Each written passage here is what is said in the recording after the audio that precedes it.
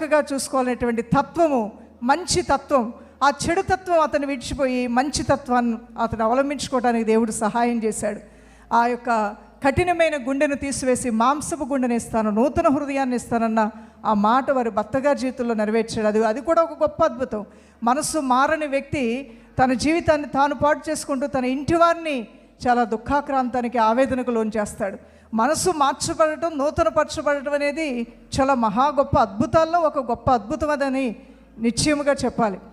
ఆ విధంగా వారు ఉంటూ ఉండగా దేవుని దృష్టికి వారు భక్తి కలిగిన వారుగా ఉన్నారు కాబట్టి వారు కోరుకోవలసిన మార్గాలను దేవుడు వారికి బోధపరిచాడు. హల్లెలూయా. ఇక్కడ 25వ కీర్తన 12 నుండి 14 వచనాల్లో మనం గమనించినట్లయితే వాక్యలేఖన భాగం ఈ విధంగా రాయబడి ఉన్నది. వాక్యం చదవండి. యెహోవా యందు భయభక్తులు గలవాడెవడో, యెహోవా యందు భయభక్తులు గలవాడెవడో వాడు కోరుకొనవలసిన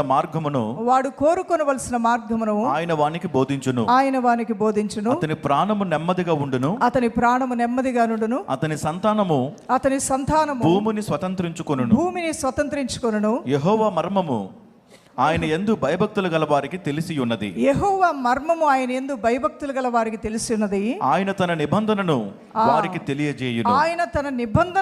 తెలియజేయును. దేవుని యందు భయభక్తులు గల వారు కోరుకోవలసిన మార్గాలు దేవుడు తెలియజేస్తాడంట. దేవుని యందు భయభక్తులు లేనటువంటి వారు వారికి నచ్చిన త్రోవల్లో, వారికి తోచిన త్రోవల్లో వారి ఇష్టానుసారంగా బ్రతుకుతుంటారు. మీ చిన్నాన్న పిల్లలు, మీ పెద్దనాన్న పిల్లలు, మీ యొక్క తోటి కోడల యొక్క పిల్లలు, మీ రక్త సంబంధులు, వారి ఇంటి వారు, వారి జీవన శైలి, వారి లైఫ్ స్టైల్ ఎంటర్లీ డిఫరెంట్.